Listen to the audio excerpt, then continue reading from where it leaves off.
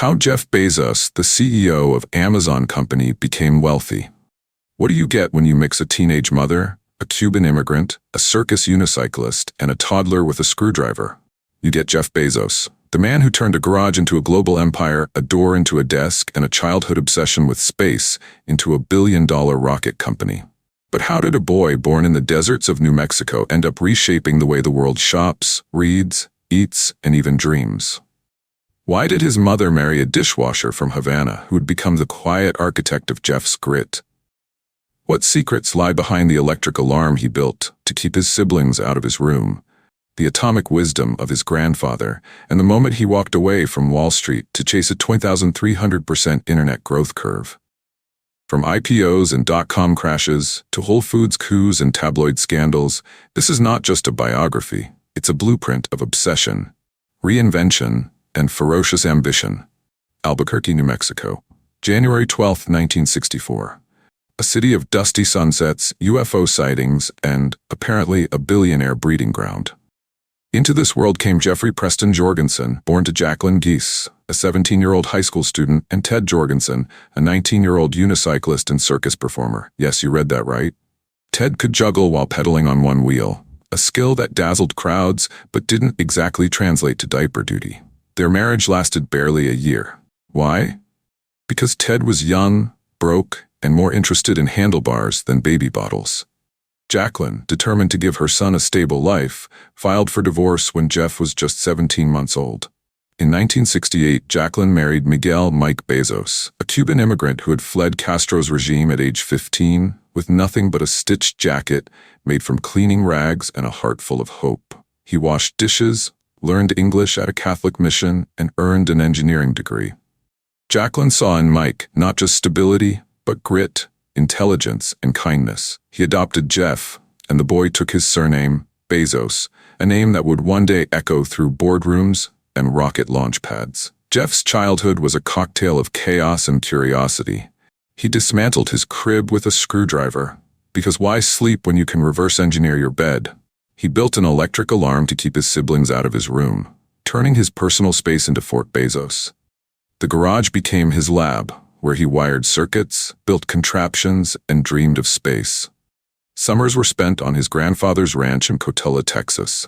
Lawrence Preston Geese, a regional director at the Atomic Energy Commission, was the kind of man who could fix a windmill and explain nuclear physics in the same breath.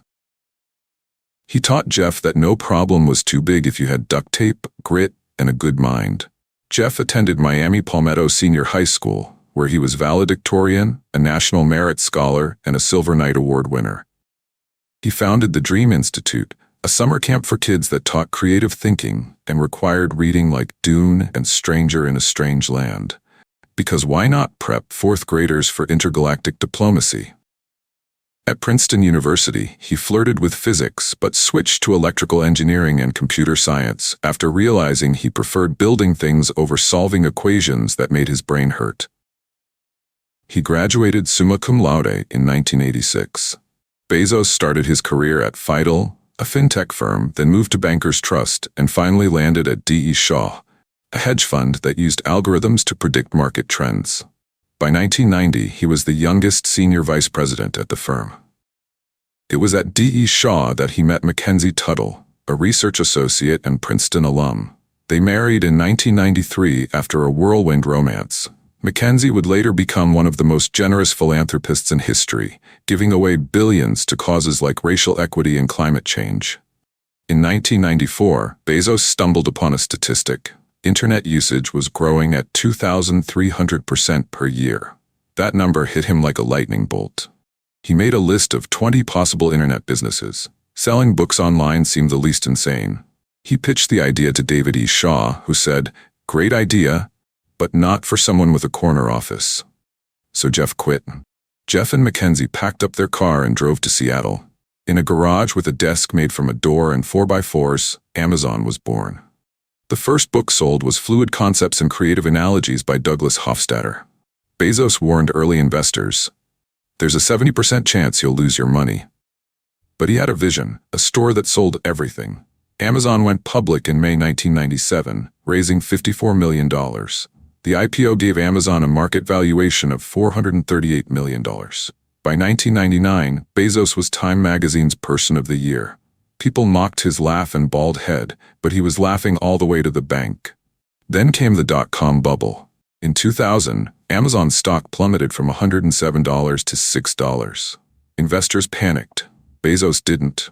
"We are not competitor-obsessed, we are customer-obsessed," he declared. Early warehouses were chaotic. Orders were lost, boxes mislabeled. Bezos hired engineers to optimize logistics and pioneered one-click shopping and customer reviews, features that would become industry standards. But the culture was intense. Work hard, have fun, make history was the motto. Insiders whispered about 80-hour weeks, brutal performance reviews, and a relentless pace that made caffeine a food group. Amazon was not for the faint of heart. It was for the obsessively driven. In the year 2000, while most tech moguls were still nursing hangovers from the dot-com bubble, Jeff Bezos was quietly sketching out his next obsession: space.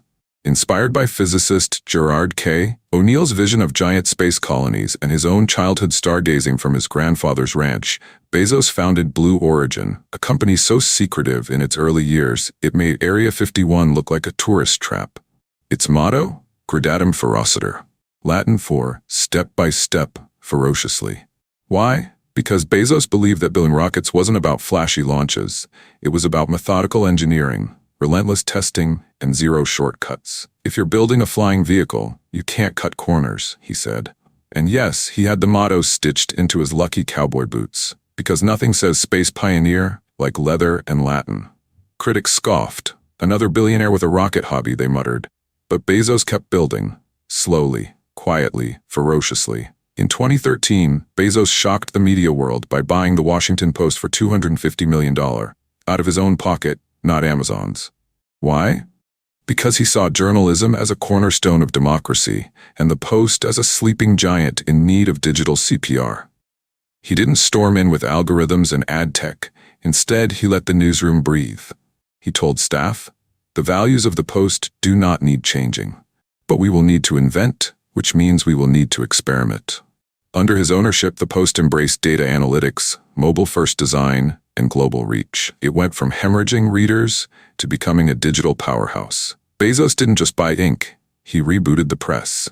In 2017, Amazon acquired Whole Foods for $13.4 billion. The move stunned Wall Street and sent grocery CEOs into existential spirals. Why would a tech titan buy a chain known for overpriced kale and kombucha? Simple. Bezos wanted a physical footprint. Whole Foods gave Amazon access to 460 premium locations, a loyal customer base, and a treasure trove of shopping data. Prices dropped, Prime members got perks, and suddenly, your neighborhood grocer had a cloud infrastructure. It was organic vengeance, served cold and calculated. By 2018, Bezos had become the richest man in the world with a net worth north of $150 billion. Amazon was a trillion-dollar juggernaut. Blue Origin was launching rockets. The Post was thriving. And Bezos? He was everywhere. On magazine covers, in boardrooms, and occasionally in cowboy hats. But the crown came with thorns. In January 2019, Bezos announced his divorce from Mackenzie Scott after 25 years of marriage. The reason? A tabloid expose revealed his affair with Lauren Sanchez, a former news anchor and helicopter pilot 5. The National Enquirer published texts and photos, claiming Bezos had been seeing Sanchez while both were still married. Bezos didn't flinch. He accused the tabloid of extortion and published a fiery blog post titled, "No Thank You, Mr. Pecker." Yes, that was the actual title, calling out the publisher by name. "If in my position I can't stand up to this kind of extortion, how many people can?" he wrote. It was a mic drop moment. The richest man on earth had just declared war on tabloid blackmail. Mackenzie walked away with 25% of their Amazon shares, worth $36 billion, and became one of the world's most generous philanthropists. She signed the Giving Pledge, gave away billions to racial equity, education, and climate causes, and redefined modern philanthropy with her no-strings giving model. In July 2021, Bezos stepped down as Amazon CEO, handing the reins to Andy Jassy. He said he wanted to focus on Blue Origin, philanthropy, and his day one philosophy, the idea that every day should be treated like the first day of a startup, full of energy, invention, and customer obsession. He told employees, being the CEO of Amazon is a deep responsibility, and it's consuming. I want to focus on my other passions. And in a moment of quiet reflection, he once said, I knew that if I failed, I wouldn't regret that. But I knew the one thing I might regret is not trying. Jeff Bezos didn't just build a company, he built a universe. Before you disappear into the algorithm abyss, if you loved this deep dive into the wild, witty, and wonderfully chaotic life of Jeff Bezos, then trust me, you don't want to miss what's coming next. Hit that subscribe button to join the Eccentric Media tribe. Smash that notification bell so you're the first to know when we drop another mind-blowing story. Like, share, and comment to keep the conversation alive. We're building a community of curious minds and bold thinkers. Because here at Eccentric Media, we don't just tell stories, we launch them. Next up, Aliko Gote.